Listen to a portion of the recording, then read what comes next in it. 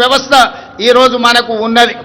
కేంద్ర ప్రభుత్వమే నిర్వహించిన సర్వేలలో తెలంగాణ రాష్ట్ర పోలీసులు అత్యంత పకడ్బందీ శాంతి భద్రతలను కాపాడడంలో దేశంలోనే మనం మొదటి స్థానంలో నిలబడ్డాం. ఇదే కాదు, డ్రగ్స్ను నియంత్రించడంలో కూడా ప్రపంచ దేశాలు పోటీ పడితే మన తెలంగాణ రాష్ట్రానికి మొదటి బహుమతి వచ్చింది. మన అధికారులు దుబాయ్లో ఆ మొదటి స్థానాన్ని, గుర్తింపును, గౌరవాన్ని స్వీకరించడం జరిగింది. అందుకే ఈనాడు మిత్రులారా, తెలంగాణ రాష్ట్రంలో శాంతి భద్రతలు కాపాడడంలో దేశంలోనే మొదటి స్థానంలో ఉండడమే కాదు, ఈరోజు డ్రగ్స్, గంజాయి యువతను నిర్వీర్యం చేస్తుంది. పాఠశాల స్థాయిలోనే ఈ సమస్యను మనం కళ్ళతో చూస్తున్నాం.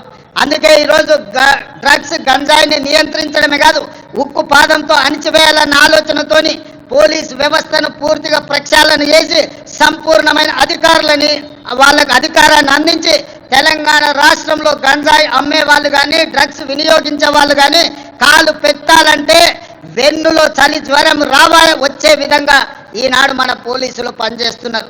ఇదే కాదు, సైబర్ క్రైమ్ మీకు తెలుసు. ప్రతిరోజు సైబర్ క్రైమ్ ద్వారా మోసపోయిన వాళ్ళని ఎంతో మందిని టీవీలో, పేపర్లలో చూస్తున్నాం. ఈరోజు సైబర్ క్రైమ్లో నష్టపోయిన వాళ్ళను కోట్లాది రూపాయలను రికవరీ చేయడమే కాకుండా దేశంలో అత్యంత పకడ్బందీ సైబర్ క్రైమ్ను నియంత్రించే వ్యవస్థ ఈనాడు తెలంగాణ రాష్ట్ర పోలీసులు నిర్వహిస్తున్నందుకు వాళ్ళని అభినందించడమే కాదు, ఇంత గొప్పగా మనం శాంతి భద్రతలను కాపాడుతున్నామని తెలియజేయడానికి నేను గర్వపడుతున్నాను, నేను ఆనందిస్తున్నాను మిత్రులారా. అదేవిధంగా మిత్రులారా, తెలంగాణ రాష్ట్ర ప్రభుత్వంలో ఈ మధ్య కాలంలోనే భారత్ సమ్మిట్ను మనం నిర్వహించుకోవడం జరిగింది. భారత్ సమ్మిట్ ద్వారా దాదాపుగా 100 దేశాలకు సంబంధించిన ప్రతినిధులు హైదరాబాదు నగరానికి వచ్చి తెలంగాణ రాష్ట్రంలో పెట్టుబడులకు అనువైన అంశాలను, పరిపాలనలో సరళీకృతమైన విధానాలను, అదేవిధంగా ఇక్కడ ఉన్న శాంతి భద్రతలను, ప్రభుత్వం ఇస్తున్న అనుమతులతో పాటు ఇక్కడ ప్రజల యొక్క హక్కులను కాపాడడానికి ప్రజాస్వామిక వ్యవస్థలను బలోపేతం చేసి ప్రపంచానికే ఆదర్శంగా నిలబడి డాక్టర్ బాబాసాహెబ్ అంబేద్కర్ గారు అందించిన రాజ్యాంగాన్ని తూచా తప్పకుండా అమలు చేస్తున్న తెలంగాణ ప్రభుత్వం గురించి భారత్ సమ్మిట్లో 100 పైగా దేశాలు పాల్గొని 3 రోజులు తెలంగాణ రాష్ట్ర ప్రభుత్వం తీసుకుంటున్న చర్యలను నిశితంగా గమనించి వాళ్ళు అభినందించడమే కాదు, 100 దేశాలలో ఈరోజు తెలంగాణ రాష్ట్రం గురించి, హైదరాబాదు నగరం గురించి వాళ్ళు ప్రచారం కల్పిస్తున్నారని చెప్పడానికి నేను సంతోషపడుతున్నాను. అదేవిధంగా ఈరోజు మీకు తెలుసు, ప్రపంచ సుందరి పోటీలు అందాల పోటీలు కాదు, ఇది తెలివికి, పరిజ్ఞానికి, ప్రపంచానికి పరిచయం చేయడమే కాదు, ఈరోజు తెలంగాణ రాష్ట్రంలో గొప్ప సంపద ఉన్నది. గుడులకు సంబంధించి కానీ, ప్రకృతి సౌందర్యం కానీ మన ప్రాంతంలో ఎన్నో ఉన్నాయి.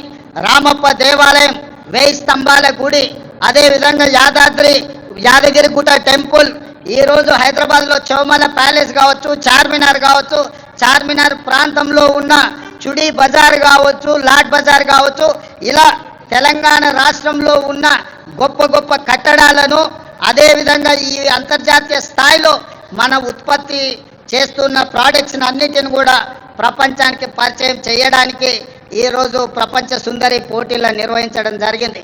ప్రపంచంలోనే ఒక గొప్ప పిల్లల మర్రిగా పాలమూరు జిల్లాలో ఉన్న పిల్లల మర్రిని ఈ పర్యాటకులు వచ్చి చూడడం జరిగింది. ఈరోజు 108 దేశాలకు సంబంధించిన ప్రతినిధులు ఈ ప్రపంచ సుందరి పోటీలలో పాల్గొనడం జరిగింది. 25 రోజులు ఇక్కడ అన్ని రకాలుగా రక్షణ కల్పించి అన్ని ఏర్పాట్లను మన టూరిజం డిపార్ట్మెంట్ చేయడం ద్వారా ఈరోజు ప్రపంచానికే హైదరాబాదు నగరం, తెలంగాణ రాష్ట్రం పెట్టుబడులకు అనువైన కేంద్రంగా ప్రభుత్వం ఇతర దేశాల నుంచి వచ్చిన పర్యాటకులకు రక్షణ కల్పిస్తుంది. వాళ్ళందరూ కూడా ఈ రాష్ట్రంలో పర్యటించవచ్చు.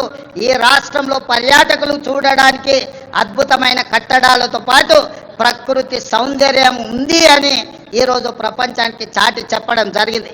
టూరిజం డిపార్ట్మెంట్ కూడా ఒక గొప్ప కార్యక్రమాన్ని తీసుకొని అద్భుతంగా నిర్వహించిందని మీ అందరికీ తెలియజేయడానికి నేను సంతోషపడుతున్నాను.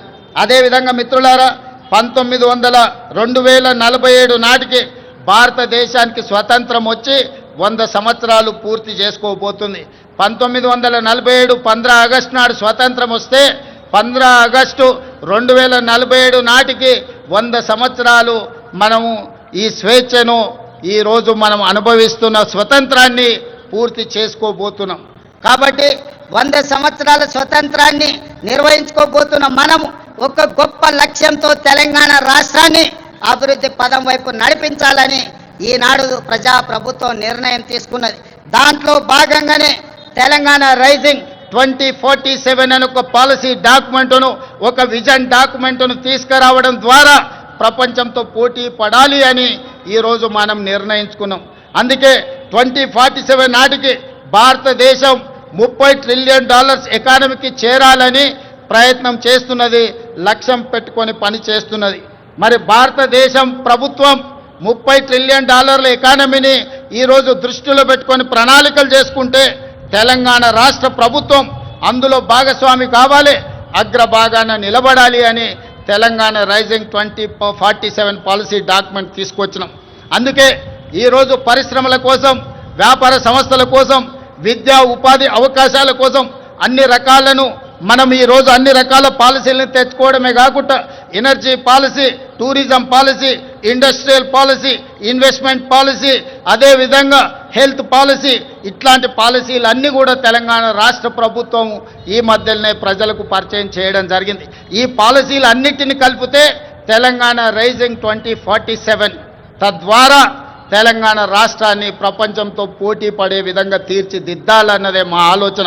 అందులో భాగంగా రాబోయే 10 సంవత్సరాలలో తెలంగాణ రాష్ట్రం యొక్క ఆదాయాన్ని $1 ట్రిలియన్ ఎకానమీగా మార్చి, అదేవిధంగా 2047 నాటికి దేశం $30 ట్రిలియన్ ఎకానమీకి చేరాలంటే తెలంగాణ రాష్ట్రం $3 ట్రిలియన్ ఎకానమీగా మారాలి అని ఈరోజు లక్ష్యం పెట్టుకొని ముందుకు వెళ్తున్నాం.